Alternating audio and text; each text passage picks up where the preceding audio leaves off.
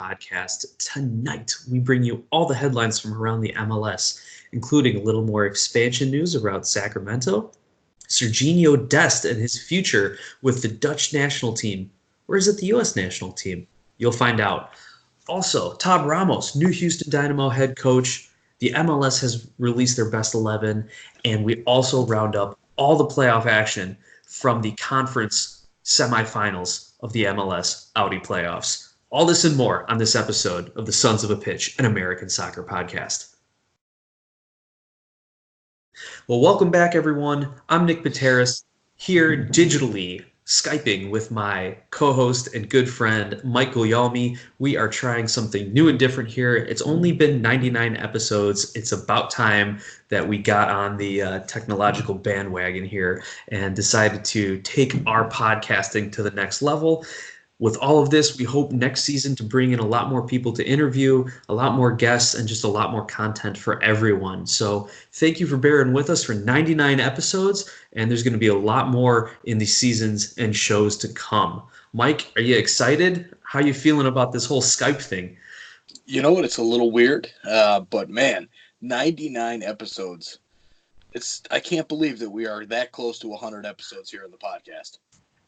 I don't know. We'll have to do something special. I mean, I can't say I'm going to go streaking at all, but we'll have to figure out something special to do for 100 episodes, even more than our usual hysterics and everything that we do for the show. You know what? The 100th episode will be recapping the Eastern and Western Conference Championships, as well as previewing MLS Cup. So that's pretty good. That's good enough for me. All right, we can make it work. But let's remind all of our fans, and if you have any suggestions on how we can celebrate our 100th episode, hit us up on Twitter at SOP Soccer, on YouTube, on Facebook at Sons of a Pitch Soccer. You can email us, podcast at sonsofapitchsoccer.com, or find us online at www.sonsofapitchsoccer.com. We want to thank everyone who's already joined our conversation. Joy Galactique at Joie Galactique, an LA Galaxy fan. So my condolences go out to Joy, but we did enjoy the conversation on Twitter this past week. And to all our LA Galaxy listeners and fans out there, our condolences. You can't say we didn't pick the LAFC to win, but kind of sucks to see the Galaxy fall in that fashion. If you want to think of a great gift idea for all those people out there, Mike, what's the new project that you've put together for everyone?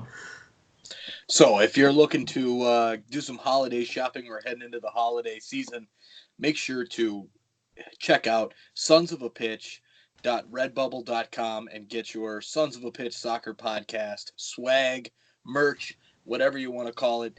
We've got everything from T-shirts to hoodies. I know for everybody in the northern states, we're starting to get a little cold now. We got everything you can think of. Some phone cases, iPad skins, bath mats, you name it, you can find it there. That's what everybody on my shopping list is getting this year. They're all going to be repping Sons of a Pitch. So check it out, sonsofapitch.redbubble.com. And, hey, help out the podcast, rep our stuff out on the streets, as well as help grow this wonderful podcast and the sport of soccer here in the United States. With that said, let's dive right into some of our headlines, things I teased a little bit in the beginning. We want to take a step back. Last week we talked about Sacramento getting the latest expansion bid, and one of our loyal listeners, friends of the show, and resident San Jose Quakes fan, Mike Kleeman, wanted us to talk a little bit about San Jose versus Sacramento, if this is a budding rivalry, if this is going to be one club pushing the next. So let me give you a little bit of trivia between the two clubs, and then we can dive into whether or not this is something to keep your eye on as the games begin. Sacramento actually was San Jose's USL affiliate in 2014 and 2015. So the clubs even had some organizational overlap, some player overlap, and a shared history for a little bit. However, they've only played each other 3 times, and all in the U.S. Open Cup, and San Jose has won all 3 meetings. However, the most recent meeting was in this year's U.S. Open Cup, and it took a 91st minute stoppage time goal for San Jose to pull that one out 4-3. And if I recall the previous meeting before that, Sacramento was actually up 2-0, and then Wando had to come in, score two, and San Jose had to win in penalty kicks. So there's definitely a little history between these two teams on the field already, and we all know that familiarity breeds contempt. But Mike, do you think that's going to breed a rivalry on the pitch? Yeah, absolutely. I mean, you had the big rivalry for San Jose was the LA Galaxy. And now LA Galaxy kind of found a new rival with LAFC coming into the league. So I think that kind of left San Jose sitting on the outside looking in. And now they're going to have quite the rivalry there with Sacramento, two teams, towards the northern side of the state. Obviously, it's not extremely close, but it's going to be a good rivalry. They'll have the El Tráfico for LAFC and LA Galaxy, as well as then Sacramento and San Jose, especially. That was surprising. That's news to me, Nick, with the, having a relationship before where the Sacramento was the USL affiliate for San Jose, and they had that overlap. So definitely going to be a rivalry there. I wonder if they'll do anything like Cascadia Cup, because we've got 4 teams now in California. Do you think they could have a California Cup or, a West Coast trophy or something like that? Maybe winner of Cascadia plays the winner of California Cup, and you have like your own West Coast league eventually. Like it could be something fun. Obviously, if the MLS thinks it's marketable, they're going to do it. Right. But yeah, it'll be a great rivalry. Yeah, San Jose LA was the original MLS rivalry, El Clasico, right? Like goes back to the founding of the league. These two teams. Lately, it's been a little less rivalrous, maybe a little less intense in the rivalry. With Almeida coming in and kind of giving San Jose a little bit of a jump start, maybe we're going to see it again if San Jose gets better, but. Definitely San Jose Sacramento is going to probably butt into a rivalry because Sacramento, not only are they competing on the field with San Jose, they're competing in the marketplace geographically. They're competing with customers. They're competing with fans. So they're going to want to beat San Jose and assert themselves and win over those neutral supporters or win over those like I support the league or I support California soccer type of people. So it'll definitely be a rivalry. As far as I can tell, and as far as I hope to see. Like, I want to see teams play each other and bring out the best in each other in every game possible. No, for sure. But one thing I do want to talk about is the possibility of like a Cascadia Cup for the California teams. MLS, please don't do it. I know they probably will, just because of the marketing aspect of things, and they love to market up the rivalries and sell a sponsorship with it, which who can blame them? That's business. That's how it works. But come on, the Cascadia Cup, really, I mean, I'd love to do a poll of those 3 teams up there with Portland, Seattle, and Vancouver. And kind of the question being, how important is that to you as a fan? My guess is it's probably not that much at all. It's kind of like, I'm guessing it's probably like the Trillium Cup with Toronto FC and Columbus. Nobody really cares. Wait, they had a cup? Hopefully, exactly my point. So only the team's fans, the diehards, know about it, and hopefully they don't waste their time and energy with something like that, but I'm sure they will. Hey, Mike, let's take a note on this. Maybe during the off season, we can put together an episode that goes over all the different cups within the MLS, and we'll talk about Cascadia, Trillium. I think there's a cup. I know Chicago and Dallas play for a trophy. I think there's something too. There's the Rocky Mountain Cup between Colorado and Salt Lake. We've got the Atlanta Cup between DC and New York Red Bulls. So there's a bunch of them. Yeah, and I know there's some between MLS clubs and USL clubs too. So we'll do an episode on the history of all the cups and trophies in American soccer. But that being said, looking forward to San Jose versus Sacramento in the years to come. And thank you, Mike Kleeman, for sending us the question and for kicking off the show tonight. Now we're going to go national team. And not just national team, but national news, international news.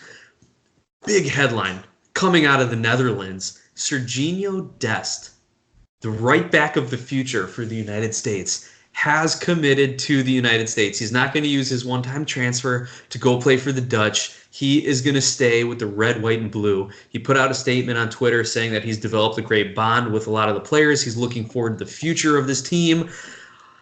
I'm pretty excited about this, Mike. I was a little giddy when I read it, and it was kind of hard to contain myself at work. I had to come up with an excuse that was work related or something. But what does this mean to you? Like, how happy are you that we got Sergino Dest? Is this like getting your 5-star recruit to go to your college or what? It's close to that. I'm excited about it. I just have a few caveats to it. I think that it's exciting that he's picking the U.S. over the Netherlands. I think that it really stems from this guy can be the future of that position for this national team for a long time to come, just based on his pedigree that he's had so far. And if he was to go to the Netherlands to play for the Netherlands, look, I mean, there's way more talent for the Netherlands than there is for USMNT. He's going to have a harder time getting caps. He's going to have a harder time sticking with that team. So it makes sense from that standpoint. The only thing that I worry about is the USMNT Twitter fire that goes on every single game. What happens if his first 2 or 3 matches that he plays, he bombs it? He plays like crap. He had a long flight over from Europe, and he just played on Saturday, and the game's on Tuesday, and he comes in and he just lays an egg. I'm hoping that the U.S. fans will give him time to develop. He's only 18 years old. Don't jump on this kid and ruin his career, because I think that can happen, and I'm really hoping that it doesn't. So that's the only thing that concerns me a little bit with this commitment, but I'm really, really excited about it. It's definitely a big-time win for the United States men's national team. This is a team who hasn't really been showing a lot of interest in some of the younger Mexican-American players, and now they finally got one. They did it right, obviously. So let's build on this, utilize this, and go after more talent so that we can continue to grow the U.S. men's national team going forward. Excellent take, Mike. And I think it is a get for the U.S. Absolutely. I don't know how much it was, the Federation winning him over, but the fact that Berhalter wants to play and the U.S. Federation is supporting the style of play where you build from the back, where your outside wingbacks can push up the field, like he's going to be very involved and a lot is going to be asked of him. That's exciting as a player. And maybe that kind of drew him from the Netherlands a little bit. Now, I know the Dutch love to play a total football. They invented the word back in the 70s, and I still think there's a lot of that today, especially with the current coach, Ronald Koeman, who I know from screwing up my Everton team for a couple seasons. But hopefully he's doing better with the Dutch, I guess. So maybe that had to do a little with it. Maybe Dest is building these great bonds with young players like Pulisic and Adams and McKennie. You never know, like how integral they were to this whole so-called recruiting process. But it's great to see him, and it's going to add more depth and more competition. And we've said it in episodes past. You need to have competition to push your starters to be better and better. So he's going to be competing for caps against DeAndre Yedlin, Reggie Cannon, Nick Lima, and Miles Robinson. Oh, yeah, and Daniel Lovitz, maybe. Oh, Daniel Lovitz. Berhalter keeps selecting him. But I think you had a great tweet out, Mike, and you're like, uh-oh, bad news for Daniel Lovitz. Dest commits to the United States. Do you think he's better than those guys I just listed, or do you think he will end up being better? I think there's a good chance he'll end up being better. I don't know about Yedlin. I think he's probably on par with Yedlin, maybe a little bit better. Cannon, I think he's better than Cannon. Miles Robinson's more of a center back, so he's really not going to be fighting for minutes with him. And Daniel Lovitz, yes, he's better than Daniel Lovitz now. He's way better now. He will be way, way, way better in the future, and there's no question. So I think the biggest thing is this really slots him into that position, and it is his position to lose, and I think there's a lot of a leash on that position to lose. So I think he's going to be there for a while. So if I said Dest is going to be our backup right back in the 2022 cycle and then our starting right back in the 2026 cycle, you'd be okay with that? Yeah, I think that would be a decent run, but I think they shift him out to the left. I don't think they mess around. I think they'll shift him right out to the left, and he'll do well. Excellent. Well, we're looking forward to seeing how he develops and how he plays in the games to come. Now let's go back domestic for a second. We are going to talk about the Houston Dynamo. And you're thinking, why would we talk about the Houston Dynamo in the postseason? That doesn't make any sense. But it does because they hired a new coach, Tab Ramos. U.S. international, 81 caps for the national team, 13-year pro, played in the 1990 and 1994 World Cups, and then as a national team youth coach, took our U20s to the quarterfinals 3 straight times in a row. And I think maybe only 3 or 4 other major footballing nations have ever done that. And additionally, he won the CONCACAF U20 championship back in 2017. So that is the Houston Dynamo's new coach, Mike, a guy who knows U.S. soccer, a guy who knows the MLS, a guy who knows CONCACAF and the world stage. How great of a hire is this? On paper, it looks really, really good. Now, how it translates, I'm not sure. I think it's a good hire. I think it is that he'll do well for Houston. He's done extremely well for the United States youth sides that he's coached. Uh, how does that translate to an MLS squad? Given that it's Houston, given that the payroll isn't exactly lighting the world on fire, has a lot of CONCACAF players, maybe it fits right in. But overall, I think it's a good hire. Let's see how it works out. Let's see kind of the timeline that they have for them, what type of squad they'll let them build, and I think it'll work out. I don't know. He's never had that that club type pedigree, at least that I'm aware of. Right. A lot of the youth national team expectations are just to continue to develop your players, not so much go out and win now. So we'll Right. see how that works with the MLS club. By all accounts, he's there to help rebuild a culture. So I think if we look at it as if Houston is now an expansion team all over again, like you saw DeMarcus Beasley retire, Albert Elise might get sold, Ramel Kyoto, I think there was talk maybe he may not come back to the squad. You've got a couple central pieces like Mauro Manotas, but if they bring it, they not if they bring in, they brought in Tab Ramos.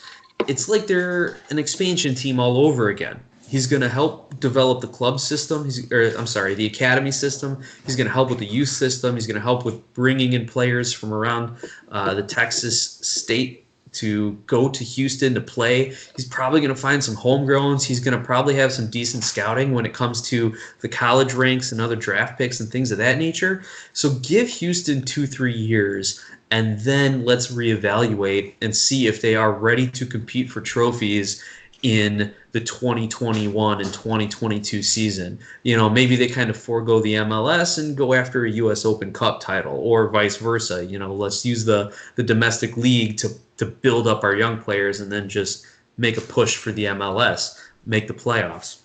So that's kind of my take on it. I'm going to look at Houston as almost a new expansion team again and just kind of see where they end up in a couple years. I'm excited to see what happens in the meantime, but I'm not going to expect anything out of them, at least until 2021. Yeah, I agree. I don't quite give it the that side of the view as you do. I mean, it's not an expansion team. This is a team who has been in the playoffs recently. They just won an Open Cup. I don't think that the fan base is willing to give that type of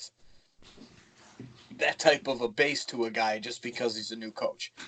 So I expect to see a little bit of growth here over this next season, but maybe one season max to kind of build your squad and whatnot, and then heading into 2020 season, they've got to be a contender. So that'll kind of wrap up our major headlines. Mike, the next piece is something you wanted to talk about because the MLS Best 11 is in. We've seen the awards come in for Goalkeeper of the Year, Defender of the Year, MVP, all that stuff. Now we have the MLS Best 11. So you wanted to talk about this, Mike, so I'll let you start this piece off. Yeah, so the Best 11 got released today, and definitely anytime you start talking about the Best 11, it's kind of like the all-star team for, in the United States. But in leagues around the world, this is the award, the individual award that you're looking for. And let's kind of just go through the best 11 as it stands from what was released today. The forwards I am in complete 100% agreement. Headliners are Zlatan Ibrahimovic from the Galaxy, Joseph Martinez from Atlanta United, and Carlos Vela from LAFC.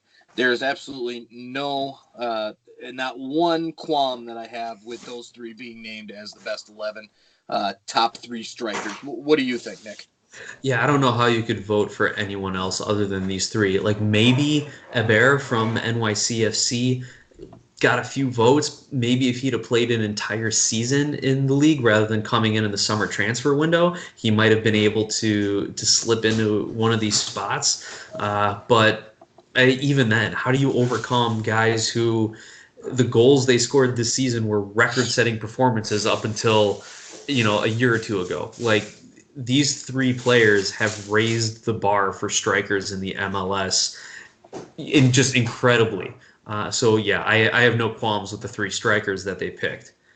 Right. I mean, who would you knock out, right? So you can say, hey, Hebert came in, had a great season for New York City FC. Who would you take out, Zlatan? No, you can't. The guy scored tons of goals. Joseph? No. Carlos Vela, the league MVP, the best player probably in MLS history so far. No, you can't do it. So definitely agree with those three. Moving on to the midfielders, the four midfielders, we got Edward Atuesta from LAFC, Carlos Gil from New England Revolution, Maxi Morales from NYCFC, and Alejandro Pozuelo from TFC. This is where we might have some question marks on these four. Midfielders, there's lots of good midfielders in the MLS. For me, Edward Atuesta, I don't know. He had 11 assists, which is good. I'm just not quite sure. I mean, you have a Carlos Gil who had 14 assists for New England, who really just, didn't, he didn't light the world on fire. He had a decent season, but it wasn't great. And then you've got Maxi Morales, who led the league in assists with 20. So it's almost half the assists for Edward Atuesta. I think that's more of a pick just because he's on LAFC. I think he was a bit overrated this season. And that's probably my biggest. I think the one that I would move out of the top 11 would be Atuesta. What are your thoughts, Nick? So it's hard to build a case against any of these players, but it's easier probably to build a case for a lot of other players who may have been in there. Like we talked about who did like Jonah Dos Santos from the Galaxy, and what a year he had. Like if there was no Zlatan, at least he could put a couple goals in and maybe increase the midfield play. We talked about. I was thinking of Metanier, a defender. So, I mean, there's other guys maybe who are out there. I'm trying to think of, maybe Ilsinho. I mean, the guy's a super sub. Maybe he can come on and take a few votes from the midfield had he played a full 90 minutes throughout the season. But I'm having a hard time building. Again, it'd be easier to build a case for other players than against any of these four. But I agree. I mean, Atuesta's on here because of LAFC. I mean, LAFC has someone at every position because they're the best team in the league, record-setting team in the league. I totally agree with Maxi Morales. Like, that guy deserves every accolade he's ever gotten in this league, and he's absolutely there. He'd probably be my first vote for a midfielder on this. Pozuelo, Toronto was up and down this year, man. Like he came in with a bang, and I think after 2 games, people already had inked him into a best 11. So I think he had some down times along with TFC. Carlos Gil, I mean Carlos Gil, I don't know. I think maybe same with the Revs. Like he probably had a much better second half of the season. Did he even get signed until or I'm thinking Gustavo Bo. Never mind. Yeah, Bo was the season. Yeah, so the refs were terrible the first half of the season. So it's kind of interesting to see like how those guys ended up on it because it was, what have you done for me lately type of stuff. Like their performances late in the season pulled their teams into the playoffs. Maybe not really they were the best players for the entire year. If, you could probably even argue some other Atlanta United players should fit in the midfield there. Or why not Nico Ladero from Seattle? Why not put him in there? Christian That's what I Roldan, was thinking. Right. Like those guys have been with the Seattle team that's been pretty consistent all year. So again, you build the case for other people, maybe not so much these guys. I'm okay with it in the end, though. Yeah, I mean, I agree. I think Nico Ladero definitely could have replaced either Atuesto or Jill. I think that Alejandro Pozuelo was in there because he had the 12 goals and 12 assists. So he kind of had that scoring flair from the midfield, which none of these other guys did, other than really Carlos Gil had. Carlos Gil, whatever, however you say his name, 10 goals and 14 assists. So, look, I think Nico Ladero should probably be on this list, but that's probably the only one that I can make a huge case for to replace either one of Atuesto or Jill. So what about defense, Mike? I think Ike Opara, Defender of the Year, you got to put him on here. And yeah, I'm okay with Walker Zimmerman being on this list as well. I mean, this guy, up until his injury, was the anchor of LAFC's defense. And then on top of how good he was in the MLS, he got the USMNT call-ups all year. So those two, I think, were shoo-ins for me. It's this third and final spot. Do you think Miles Robinson should be there? I'm going to go with no, just because I don't know much about him. I watched a lot of Atlanta United this year, and everything I'm seeing now, especially with the playoff matchups that are coming up, and they're saying, wow, it's such a huge loss for this team. I'm like, well, they still have LGP. They still have Parkhurst. They still have Florentine Pogba. They've got guys that can fill in. I didn't know that Miles Robinson was that amazing of a player. Yeah, he got called up by the USMNT, which is well-deserved, but I didn't think that he was definitely didn't think he was best 11 type quality. But as far as defenders go, not a ton of guys that would jump out at you and say, yes, that person deserves to be in the best 11. Ike Opara, for sure, what he did with Minnesota United from coming over there from Sporting Kansas City, definitely is worthy of that. Walker Zimmerman was headlining that LAFC back line, so I can see that. But I don't know if there's anybody else defense-wise that would be, that could even come close to taking somebody in. So why not give the young guy a shout? That's kind of where I'm thinking. No Red Bulls defenders? They're not doing it for you, Mike? No, Tim Parker's not doing it for me. Okay.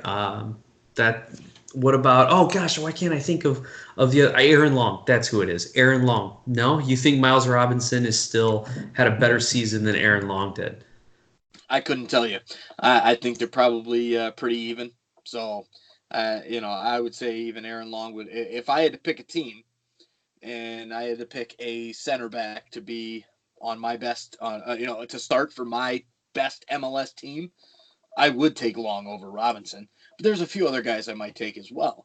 Obviously, being a little bit biased because of the TFC fan, I would probably take Omar Gonzalez, but he came into the league way too late to get any chance to be in this. Agreed. Now let's move on to the final spot, but a very important spot nonetheless, goalkeeper. And no surprise here, best 11 starting goalkeeper, Vito Mannone, goalkeeper of the year in the MLS this season. I think a very deserved award. And actually, I remember reading the breakdown. So there's like player voting, media voting, I think maybe even fan voting. And there's 4 categories of voting. And Vito Mannone won 3 of the 4 categories by percentage, and I think the only one he didn't win was the media vote. They all voted for Bill Hamid, of course, because he's a good story. So I'm thrilled that Vito Mannone won this award. He's on loan to Minnesota, so we'll see if they can work out something for him to stick around in the Twin Cities for next season. But I think it's deserved, Mike. Is there anyone else who should have been there?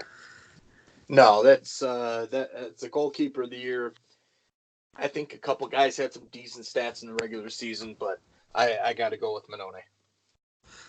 Sounds great. One other headline, now that we've wrapped up our top 11 and our kind of recap of that, one last headline before we head into the halftime part of the show here. The Chicago Red Stars, our hometown NWSL team, as we announced last week, were in the finals against the North Carolina Courage. First time the Red Stars have gotten to the finals. Hopefully not the last time, because they fell short to North Carolina losing 4-0 in the NWSL final. So Red Stars still looking for that first championship. Congratulations to North Carolina on their second title in the NWSL. So they joined two other teams, Portland and I forget who, Portland and maybe Seattle, I think, as teams who have each won multiple titles in the NWSL. So keep an eye on the Red Stars for next season. Sam Kerr, their Golden Boot winner, she's rumored to be being pursued by Chelsea's club. Maybe she goes over to the Women's Premier League, or hey, maybe she signs a good contract, stays with Chicago, and can stick around with Julie Ertz and a few of the other international players. So something to keep an eye on for you NWSL and Chicago Red Star fans. For sure. And go ahead, Mike. I want to just touch on that. There was definitely a good story here in Chicago with the Red Stars. A lot of following here, especially through this playoff run. And I think that the Chicago Fire can take a note from this little run, is bring a winner, bring a team that's going to compete for championships, and the fans will follow. Not only did they show up in that semifinal game to SeatGeek Stadium there in Bridgeview and had a great crowd for that game, there was a lot of talk, and it wasn't just Fire supporters. It was a lot of regular people talking about, wow, the women's team is actually doing really good. They're in the championship game. So it's definitely exciting to see that from a soccer standpoint here and continuing to grow the NWSL. Maybe the Fire will take a note and say, hey, if we put a winner on this field, we're going to bring more people in. And so good on Chicago Red Stars and that team for making it to the final and having the Golden Boot winner. Hopefully it's just something for them to grow on in the future. The best marketing is winning. That's for sure. You got it. So we're going to take a quick halftime break, hear from our sponsors, and then when we return, we are going to round up the last 4 matches in the playoffs and look ahead to the conference finals. Mike, you want to take a 5-minute break or you want to roll through? Let's roll through. All right. Well, ladies and gentlemen, welcome back. Thank you again to our sponsors for helping us out, promoting our show, and growing the soccer conversation here in the United States. Playoff roundup time. 4 big games in the MLS. We saw El Tráfico playoff edition. We saw the New York City FC squad try to get that monkey off their back. We saw Seattle continue to assert its dominance, and we also saw Atlanta ruin Philly's dream season. So, Mike, pick your game. Which one do you want to start with? What do you want to talk about first? Let's start off with probably the most exciting game out of the 4 games, and that was the LAFC against LA Galaxy matchup, the El Tráfico. A great game. It lived up to the billing. Wonderful game. Lots of goals, lots of excitement, back and forth soccer. Really, really exciting. LAFC, what an atmosphere that they've built in this league, in their stadium. And the talent that they've put on the field is just unbelievable. A great, great game. If you did not watch it, go back, find a way to watch the entire replay because it was that exciting. The 15-minute recap that MLS does is great, but it does this game no justice. So I agree. There was a lot of build-up. Some people were calling this the biggest game in MLS history. I disagree. Most people, I think, who know the league would disagree as well. But it may have been the biggest playoff game, biggest non-cup game from a standpoint of star players, old versus new, record-setting performances, atmosphere, celebrities, fans. I'm sure everyone's heard at this point that it was more expensive and more difficult to get into El Tráfico than it was to go see the Lakers and the Clippers that night. Like, the city turned up for soccer, and it was amazing. I don't share your optimism on how good of a game it was. It was exciting. Yes, there were 8 goals. The defense looked terrible on both teams. There was a lot of sloppiness during stretches of that game. So I'm not going to use this as something like as a film study for kids if they want to watch how to play. But yeah, you want to see goals, you want to see highlights, then this is the game for you. That's my take on that. Yeah, I mean, it keeps our pick alive. Yeah, I mean, what's that?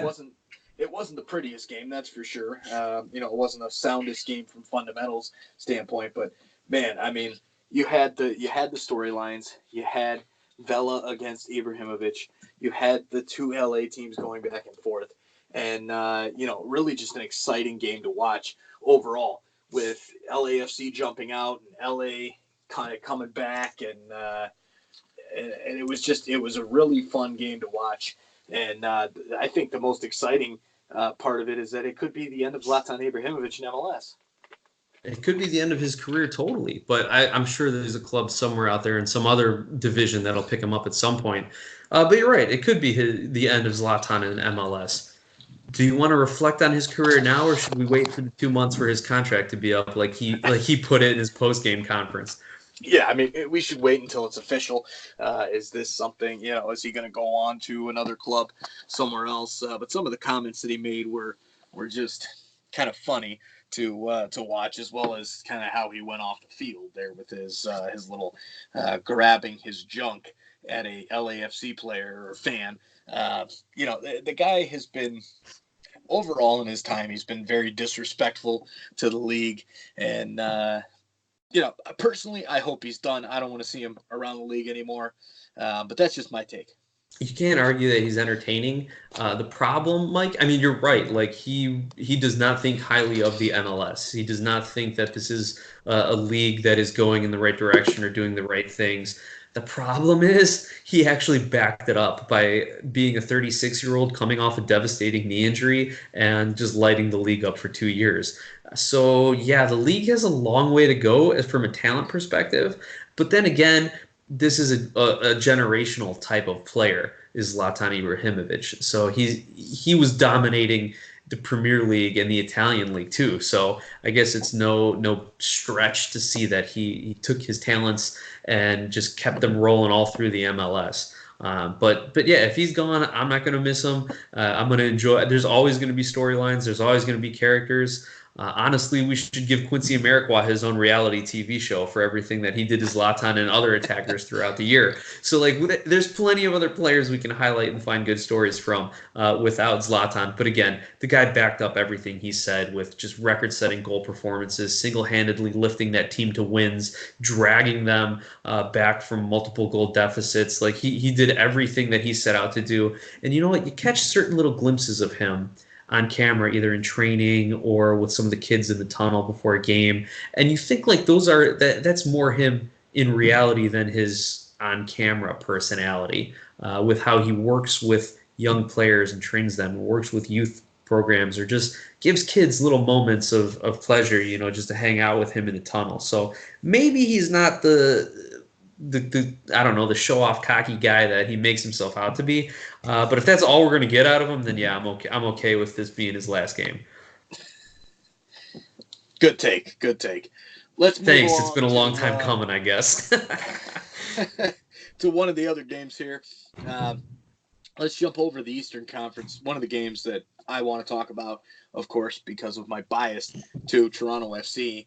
New York City FC hosting Toronto FC from Citi Field, not Yankee Stadium. They moved to another baseball stadium. And what a game. Did not help. Did not help them. Did not help them one bit. They could have made a larger field, but they didn't. They stuck with the small, tiny, minuscule, kind of like a futsal field, and it didn't help them at all. So what happened in this game, Mike? How did TFC come out and pull the victory here? Because obviously, I think NYCFC, given the two starting lineups, given the available subs, NYCFC was the better team on paper and obviously the better team throughout the year. So what did TFC do to frustrate them and get the win? I think it really was a couple different factors. I think it was the high press. They have not done well with the high press at all this season and in the past. And this is a game where going in, again, I checked the lineup, and there was no Josie Altidore in the 18. Omar Gonzalez was on the bench. He was available to play, but, he still got some type of issue going on with the quad or thigh or something. And this was another game where, kind of like with DC, I said, well, this is it. It was a good run. Not going to happen. You're not going to beat a team that amassed the amount of points that they did throughout the regular season, having that home field advantage, albeit a little bit less of a home field advantage because it was at Citi Field. But Toronto FC came in and they took advantage of really going after that team with the high press and really in the first half, which they didn't capitalize on, but they took advantage of a team coming off a 17-day break. This team hadn't played in 2.5 going on 3 weeks since decision day, and Toronto FC was hot. They just came in off that big time, extra time victory over DC United and really put the pressure to them. And it didn't amount to any goals, but they controlled the first 45 minutes of that game. And then they just pounced on that mistake at the back that New York City started heading the ball around, going for back passes, trying to make a back pass to Sean Johnson off the back of his head. And Pozuelo read it beautifully, jumped on it, and slid it home for a 1-0 lead. At that point, it really woke up New York City. They were like, whoa, damn, we better show up and start playing now, because if we don't, we're in trouble. And this whole season, this great season, is going out the window. So they started to turn it around, started to take the pressure, started getting more chances, was the better team for the next probably 30 minutes or so. Got a good goal from Ismail Tajuri-Shradi to tie it up, continued the pressure on TFC, and then TFC made a few subs. Vanny has redeemed himself. I was on the Vanny out train for a while here in the middle of the season. You know it. All of our listeners know it. And he's really turned it around. One of the things that I've always noticed with Greg Vanny as a TFC fan is I was always on the same page as him going through the last few seasons, right? It would be like, oh, yeah, take this guy off, bring this guy on. All right, change the formation up, go into this one, do that. And he was right on page with my thoughts. And for about a 4-month stretch this season, I'd be like, bring this guy on and take out this one. And he'd bring some random other person on for a different position and was just totally screwing stuff up, at least from my standpoint. And the results showed it. And he made good subs. TFC got lucky, got a guy to make a bad play, takes a penalty. Now, a little bit of a funny story with this penalty kick. So I'm watching the game with my kids, and as soon as Richie Larea goes down, I knew it was a penalty. It was clear as day. There was no questioning it. There was not going to be a VAR turnaround on this. It was a penalty. I just got up and walked outside, took my ass right out to the backyard, and just stood there and waited, because I could not watch TFC take a penalty with the history of penalty kicks that they've had. There was no way I was watching that penalty kick. And my 7-year-old ran out to me, Dad, he scored. TFC scored. They're winning. Come on. I'm like, hallelujah. Went back in and finished it out and watched the rest. And TFC goes into New York and continues their struggles. Man, I mean, what else is there to say about New York City and their playoff struggles? This is a team who, outside of their first season in MLS and expansion squad, didn't make the playoffs. After that, they've been in a top 1 or 2 position, and they cannot get a victory. What is it about that team? What is it about the playoffs? I'm at a loss for words, Nick. I can't figure it out. Well, to go back to your Pozuelo penalty kick, like that was a ballsy kick to just chip it down the middle of the net. And actually, New York's keeper didn't dive full on left or right, so he may have kind of read it a little bit there. So it wasn't as good of a penalty as you thought it would be. But to me, Mike, this was a pretty even game. As much as TFC played pretty well, and as well as New York held possession and did what they normally do, it came down to those 2 big mistakes. The back header by Maxime Chanot when he didn't realize Pozuelo was behind him, and then Matarrita's tackle on the Rea. And you watch it, it was like a car wreck, man. I saw it in live time, but it looked like he was going in slow motion because Larea was behind him. He was in the box, and Matarrita just sweeps his legs, scissor tackles him and just takes him out. Easy call. So to me, it was just about those 2 mistakes, and New York City, for some reason, just can't get over that hump. I don't know if they have a similar type of curse to the Revolution at this point. If maybe they're the next iteration of that, maybe they're the Red Bulls. I don't know what comes out of the Northeast there that keeps these teams from winning cups. I have no idea, but to me, that was the difference. New York City made the mistakes. It's not so much that Toronto actually outplayed them or beat them. Yeah, it's really interesting to me because my main thought was it was the 2-game system, right? That there was no home field advantage. You had a home game and an away game, and that was really what was the demise of New York City. I figured, especially with this new playoff format with the one game, the number one seed is going to host throughout the conference, and I'm thinking that's going to be the turning point for New York City, right? That's what they have. They have that home field advantage. That's why they're so good. And I don't know, maybe it's just a one-off. Maybe next year they take the number one seed and they go straight through the playoffs. I don't know.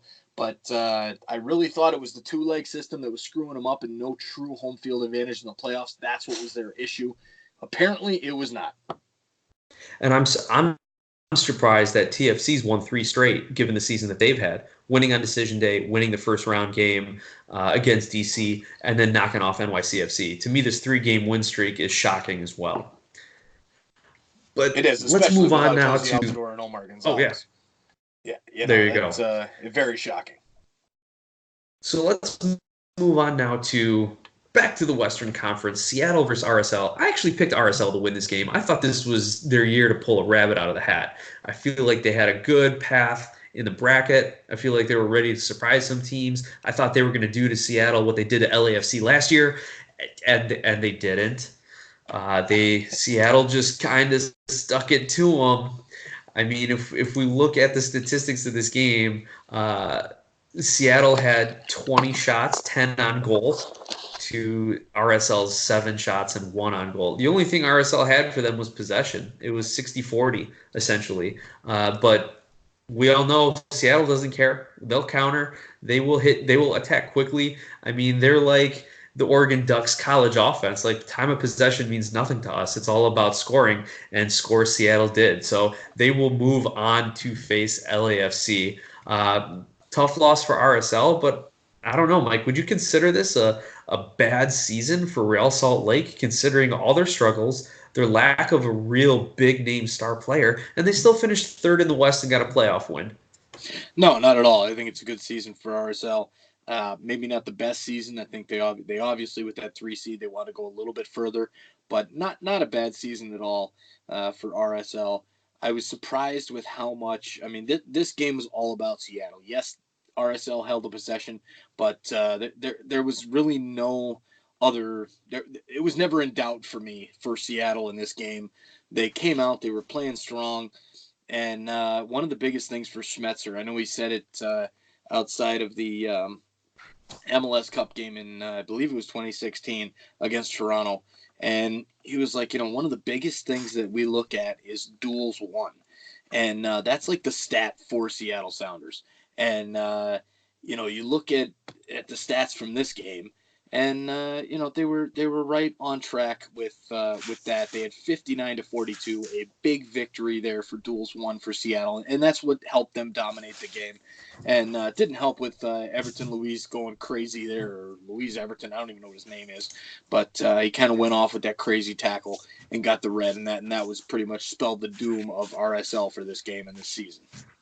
And hey, by the way, Mike, you could get another rematch with Toronto if you really think about it. You want to have another Seattle-Toronto final? You want to have another near heart attack while you watch that game? No, I don't. It is a possibility here, but look, and it would be a fitting trilogy end, right? Because now the game would be in Seattle, and that was the biggest thing that all the Sounders fans were clamoring for was, we won in Toronto and we lost in Toronto. Let's get one in Seattle and see how this goes, because we'll kill you. We'll kill you in Seattle. So it's a possibility. It could be a TFC Sounders number 3 in MLS Cup in Seattle. That would be, the writers would go nuts. I think MLS would probably explode without NYCFC, Atlanta, or LAFC in the final, but it would be entertaining nonetheless. Let's get to the last game of this past round. Atlanta hosting the Philadelphia Union, taking care of business down in the Benz, 2-0. Atlanta United defeats Philly. And you had goals by Julian Gressel. What? Julian Gressel? Did you expect him to come out and score in this playoff match?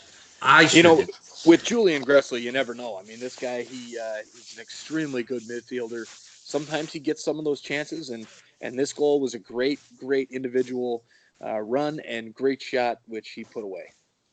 And then, of course, Joseph Martinez does it in the 80th minute to kind of ice the game for Atlanta United. I'll tell you, Mike, that was one of the most beautiful goals that I've seen him score. He is coming full sprint on a narrow angle, left-footed, and roofs it right over the keeper. It was an amazing feat of athleticism and technical ability. I was in awe of that goal. I'm pretty sure I was midway through a sentence with my wife, watched it happen, and she just left the room because she knew there was no getting me back at that point. So that's how great Joseph Martinez's goal was. It took me away from a conversation with my wife. But anyway, Philadelphia's season comes to an end. Would you consider this a good season for Philly? They finally get that playoff win that they so desperately have been wanting. But I still feel as if you're a Philly fan, the season kind of came up short for you. What do you think?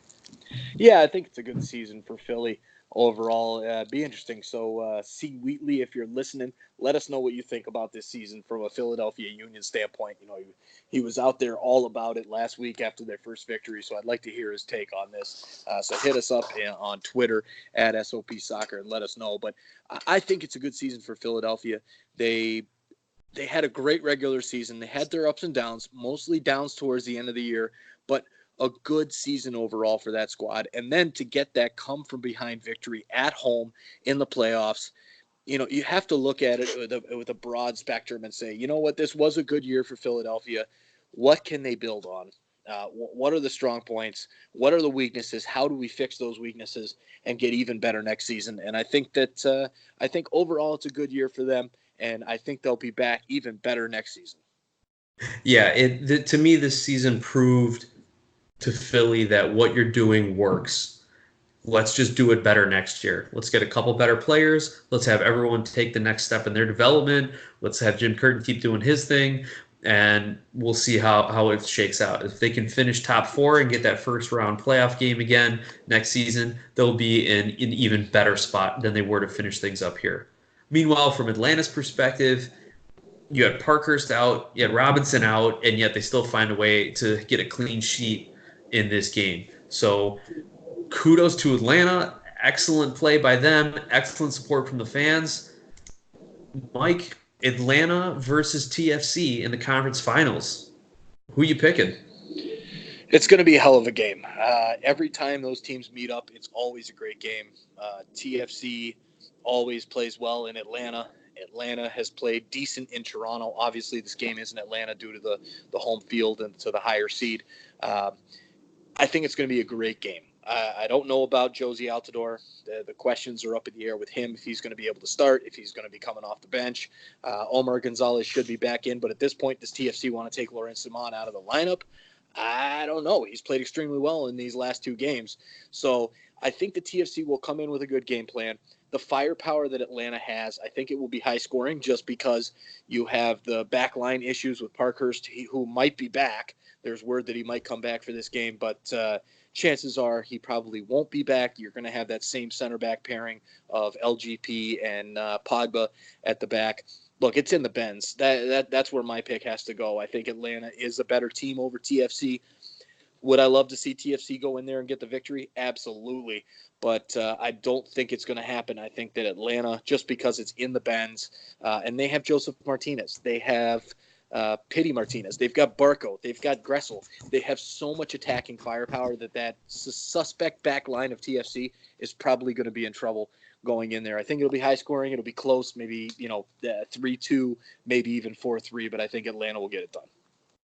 Well, as one of our followers on social media, Jay Lewandowski, said, keep picking against TFC, Mike. You're helping the TFC fans out every week like that. Let's turn attention to the Western. JJ. That was JJ, yeah. A good TFC fan there with the TFC MLS Cup ring as his profile picture. JJ, I'll be watching the game. Tweet at us. I'll be tweeting. And let's have some fun going down to Atlanta. And then back in the Western Conference, I think LAFC, this is their year. I think they've got the firepower. I think they've got everything going in the right direction for them. Seattle at times has looked suspect. I don't know how they're going to be able to go into the bank and handle that atmosphere.